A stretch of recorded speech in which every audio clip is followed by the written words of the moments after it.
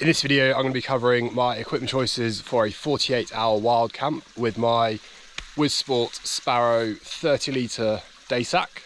I'm going to go through the kit I'm taking, how to pack it in such a small rucksack, and a few considerations around the other bits of gear and equipment, why I'm choosing things and why I'm not. So I'm making my way up this valley. It's a nice stream actually. It's a good bit of scrambling, good bit of fun. I'm going to get to the top, find a flat piece of ground. We'll get out the kit, unpack it all, set it all up, and I'll take you through absolutely everything that I'm bringing with me.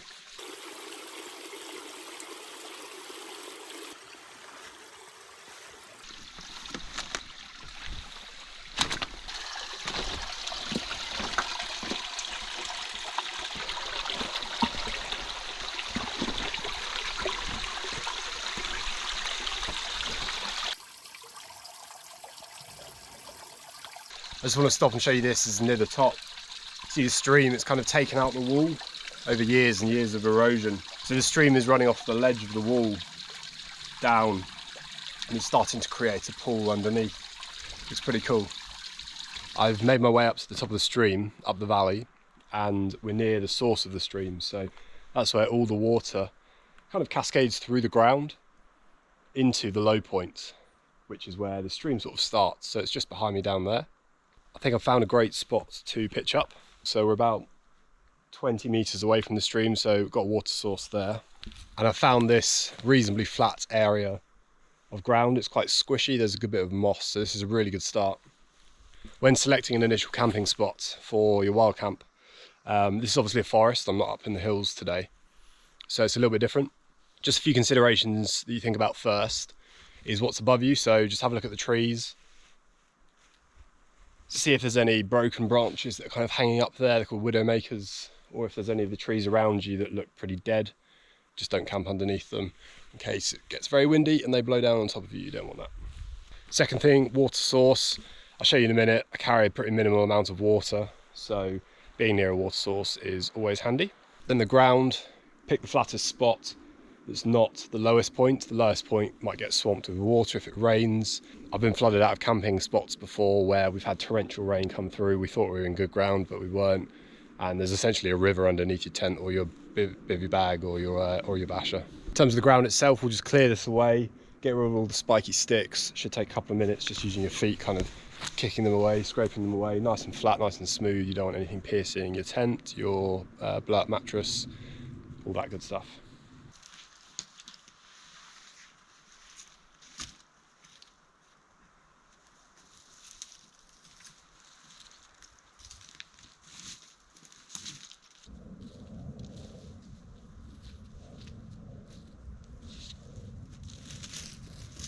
So let's kick things off with low carriage. This is the Sport Sparrow 30-litre.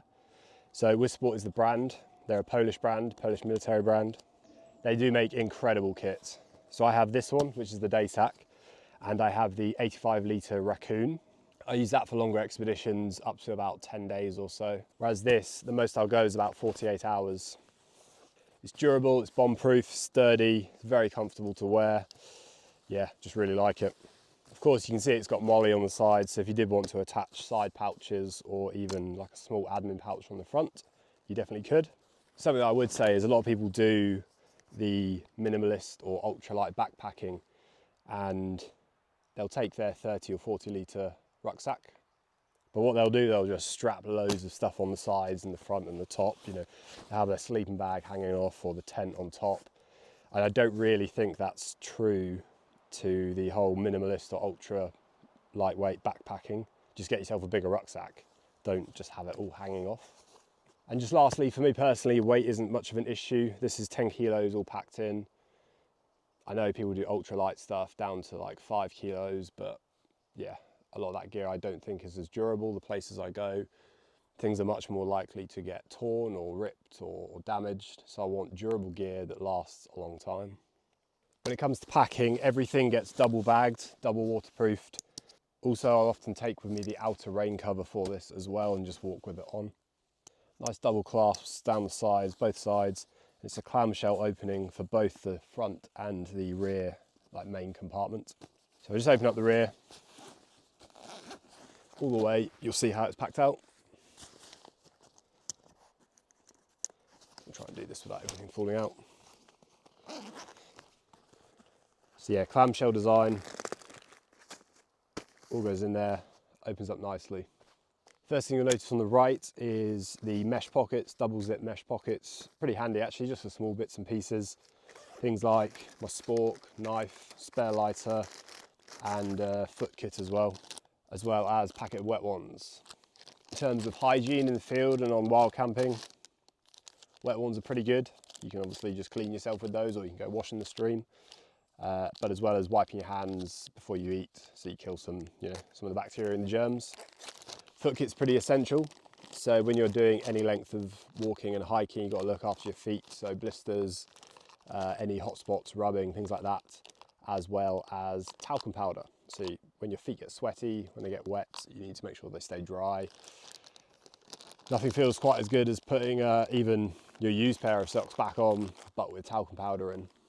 So yeah, Compeed, blister plasters, zinc oxide tape for hot spots and going over the top of blister plasters, tissues for drying your feet or going to the toilet, and then a Ziploc bag full of foot powder that you just stick your feet in and rub them all over.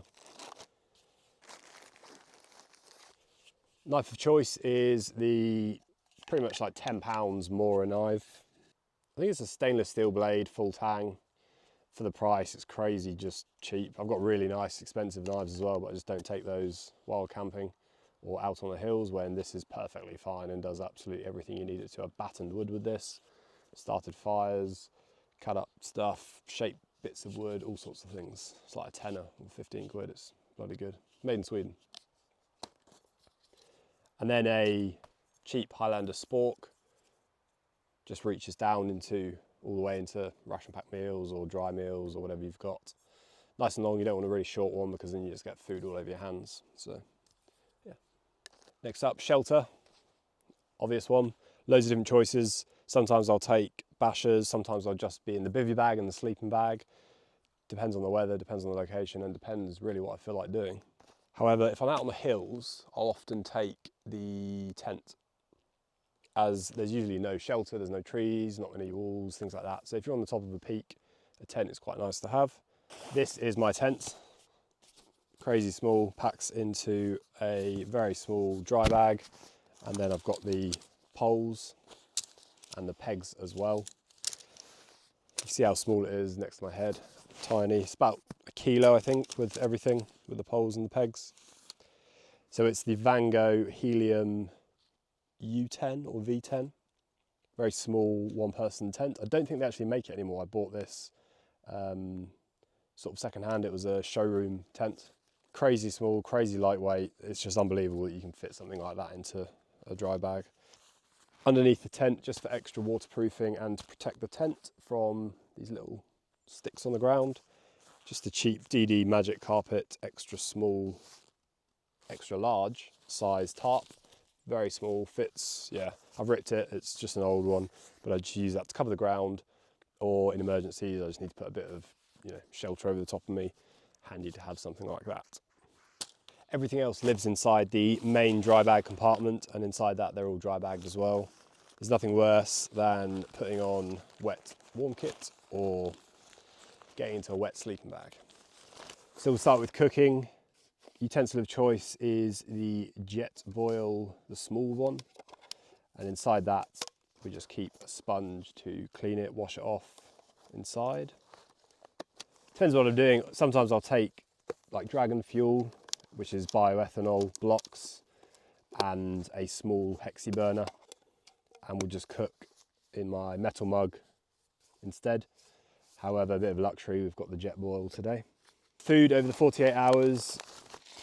Preference is dry meals like this. So food of choice, Expedition Foods, absolutely unreal. 1,000 calories in this, chicken parmesan and basil risotto. These are dehydrated meals. They are not cheap. I think these are about 13 or 14 pounds. Unbelievable, really, really good.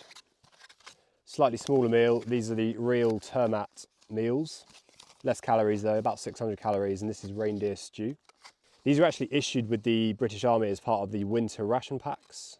So they don't use the normal issued ration packs. You see like the brown meals that you get, you can buy them surplus. They actually use these real termite meals along with like chocolate bars and other stuff because they're much higher calories and they are much more closer to proper food, which is nice. So if you do get deployed somewhere like Norway, that's what you get instead, which is luxury. I've not done that yet, but I'd like to definitely do that. Third meal, fire pot, chili con carne with rice, 600 calories. Pretty good carbs in this, not as much protein. Still 30 grams though, pretty good. I would say these aren't as tasty as these two. I used to eat these all the time, buy these in bulk when doing expeditions. However, spend a little bit more and get some of this luxury food. Definitely good difference. Next I've got water, carrying 1 litre of water with me. That is all I'm taking because we live in England and there's a lot of water around. So in addition to that, I have about 20 chlorine tablets in my pack. I'll show you those shortly. So I'll be filling that up in streams and rivers and things like that we go past. Hygiene kits. So this is things like toothbrush, toothpaste. Again, it's double bagged. These are an excellent addition to any kit. I have loads of spare of these just in the bag. They're great for putting things like rubbish in, collecting water, keeping things dry, keeping things safe and together. Really good idea to have lots of those. In the hygiene kit, I've got some sun cream stick, just in case it does get a bit sunny. Mini Vaseline, that's for any chafing, but I don't really get that, so fortunately I don't really have to use it. Inside, got a tick remover because it is tick season pretty much everywhere in forests here. Fold up toothbrush, nice and straightforward. Toothpaste, a comb just to brush through your hair because like I said, ticks and all that. And a mini dental floss, which is quite handy. You could use it, I guess, for like string if you need to tie things together, but also look after your teeth. Oh, and then lastly, just a little cheap sewing kit from a hotel room in case anything breaks or rips, I can sew stuff back together.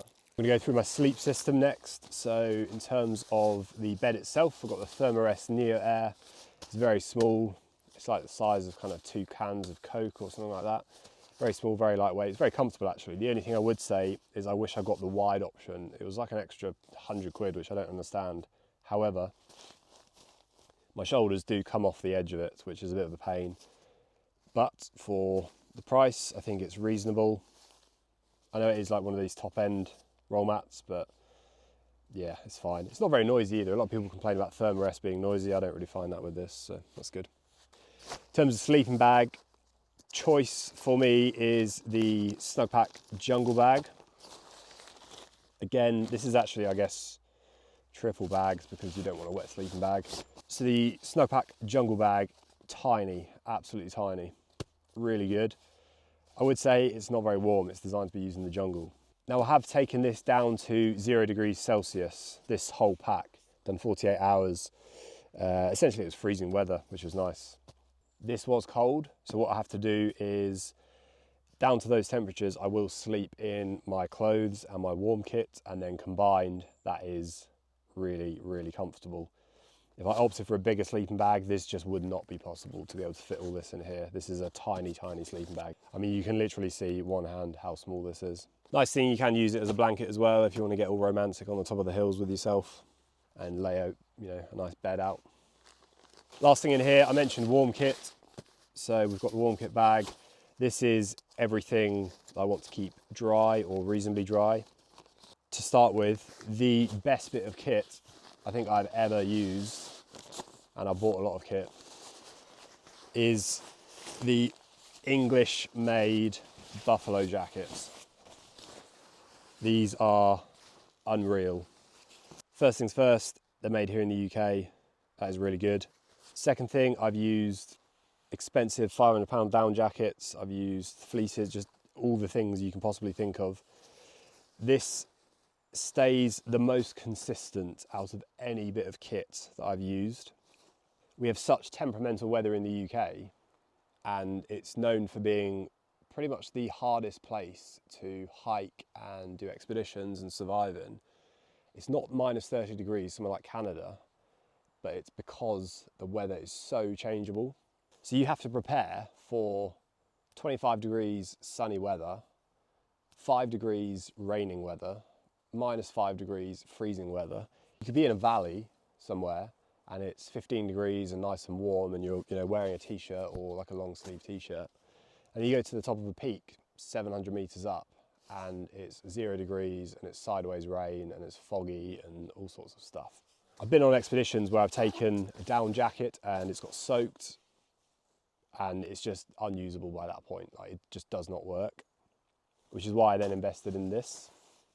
So it's like a fleece lined jacket. I don't know how they make this, but it's just ridiculous. I've taken this down to minus 10 degrees and just worn this and been perfectly fine. And it's been sideways rain, sideways wind. Just cannot recommend this enough. They are very expensive now. I bought this for 180, I think. They are more like, I think, 280 now. So obviously in demand. Unbelievable bit of kit. Next up, the obvious stuff, hats. I opt for a 100% wool, I think it's a US Army surplus hat actually. Again, this is a fantastic bit of kit. It's like £5 or £8 or something like that. Brand new, but yeah, US Army wool cap. Not like fleece lined inside, which I just really dislike. You get too hot. This helps you regulate your temperature much better. Gets wet, still warm. Again, awesome bit of kit, love it. Hand protection and warmth, primarily keeping this lightweight, so I'll just be using some mechanics fast fit gloves. They're fine, they stop the wind just about, and keep your hands kind of safe and protected so you don't get loads of like annoying cuts when you're just doing stuff around camp. I actually combined these with some waterproof mountain equipment, kind of Gore-Tex liner mitten things. So these are really good, obviously waterproof and windproof. A lot of trial and error. I've tested some of the thicker gloves, like seal skins, for example, or black diamond ones as well. The thicker waterproof ones, when they actually get water inside them and just don't become waterproof anymore, they are, excuse my French, fucking useless. They do not keep your hands warm. I've been, again, minus 10 degrees, wet hands, they just go numb. Like, it's just unusable. So I realised it's actually better to just wear less thick stuff and keep the wind off your hands and the rain as well. And that keeps them, for me, way warmer than wearing like thick gloves that, yeah, they just get damp and become unusable. Next up, a snood. Great bit of kit as well. Put this around your neck, wear it as a bandana, cover your face, cover your eyes, cover your mouth. If you want to go to sleep, just wear it like a, let's see if I can do this. Put it over your eyes, you've got yourself an eye mask. But often when it's a little bit more chilly, I'll put it around my neck and just have it kind of over my face. Helps keep the cold out. Lastly, merino wool long johns. They're by Danish Endurance, my favourite brand for anything merino. These will keep you super warm at night. Again, incredible. On the topic of Danish Endurance, actually, socks and boxers, they're merino wool socks and boxers. Unbeatable, hands down, the best socks and boxers you can wear for hiking and anything outdoors. I have tried all the different sock brands. A lot of people like Bridgedale's, just Danish Endurance on a completely different level, trust me.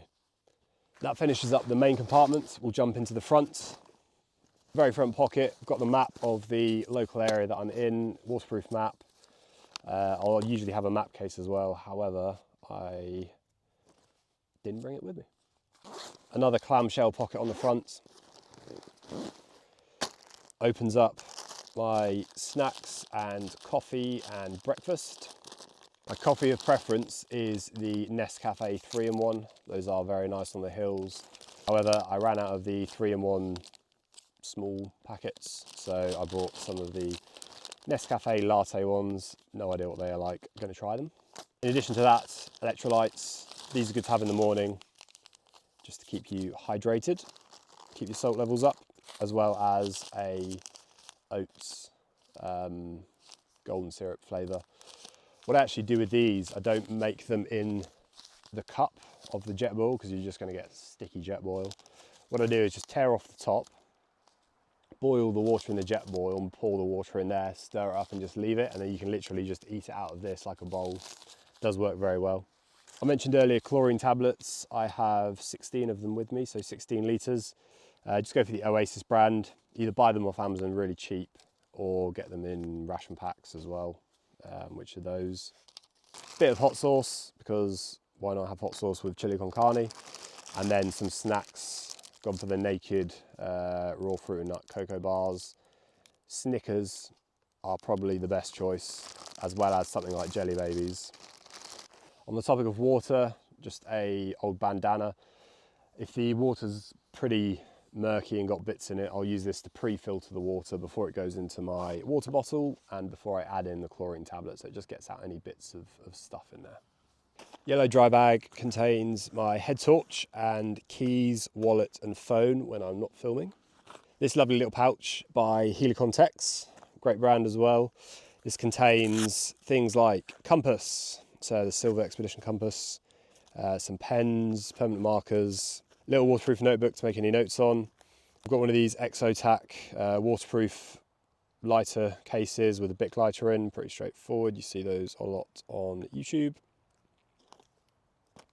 A safety whistle, because in case you want to be safe.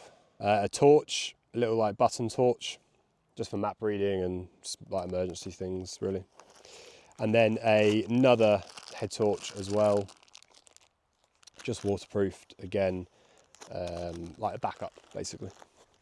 When I'm using my larger raccoon Bergen, the 85 litre Bergen, I'll actually molly this to the waist belt thing on the Bergen, because you can't actually take the waist belt off that Bergen, so you may as well use it. But yeah, that'll sit on the side there. Easy access to the compass when I'm doing a longer expedition. Last thing in the bag is first aid kit. So this is a load of random things like field dressings, Israeli bandage, burn gel, Savlon, which is great for things like bites and stings as well, some rubber gloves, spare water tablets, a little scalpel, some paracetamol, and some compressed gauze as well. Sometimes I'll have a tourniquet if I'm on a longer expedition, because you never know if you need it.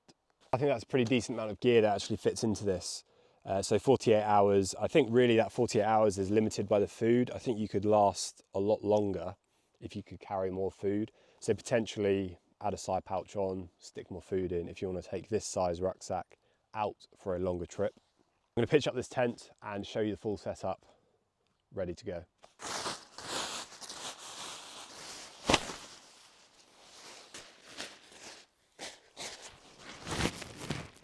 I'd always recommend testing out where you're actually going to lie first to make sure it's actually flat or smooth.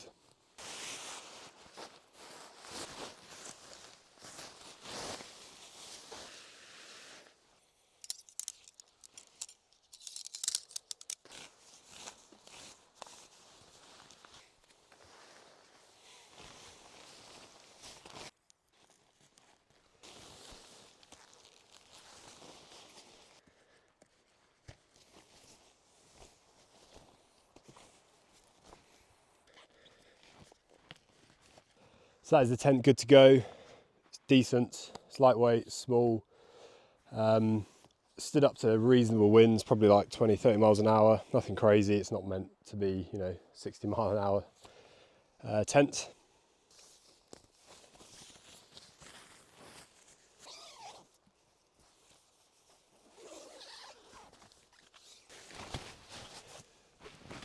Decent sized tent, smallish vestibule.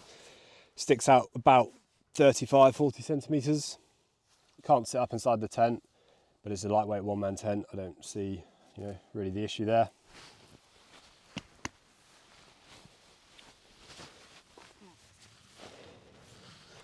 Decent room inside to move around, sort your kit out.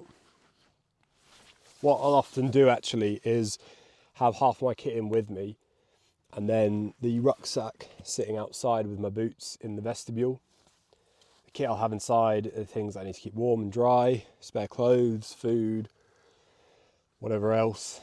And then anything outside that doesn't, like waterproof jacket, for example. Right, that's it. I'm going to finish up there. If you did like the video, hit subscribe, hit like. It does help the YouTube gods, helps the old algorithm grow the channel. Drop me a comment if there's anything you want me to do or see on these videos. Definitely open to suggestions. So yeah, more comments the better. Appreciate it, and I'll catch you in the next one.